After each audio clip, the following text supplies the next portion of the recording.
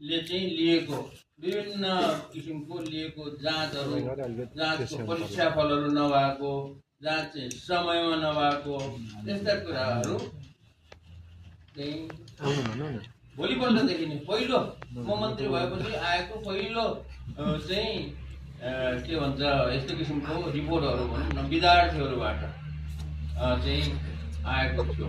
त्यही भएर मैले के भनेको थियो भने होइन यो जाँचको रिजल्टहरू त छिटो हुनुपर्ने भन्दाखेरि छिटो नहुने रहेछ। 8-9 महिना भइसक्यो जाँचको रिजल्ट भएको छैन। जाँच गर्नको लागि अहिलेसम्म चाहिँ यो के भन्छ रुटिन चाहिँ बनेको छैन। यदि रुटिन निकाल्ने भनेको रुटिनै निकालेन। यस्ता किसिमका मैले सुन्नै नपर्ने कुराहरू हो क्या। त्यस्तो किसिमको जुन छ त्यस्तो किसिमको चाहिँ कुराहरू विद्यार्थीहरूले मलाई चाहिँ सुनाउनु नपर्ने कुराहरू, तर सबैभन्दा धेरै सुनिएको छ। र अहिलेसम्म पनि ल 2 महिना भयो म के अरे मन्त्री भएको, अहिलेसम्म पनि परीक्षाफल अहिलेसम्म आएन, जाँच चाहिँ टाइममा भएन भन्ने कुराहरू चाहिँ यो आएको छ।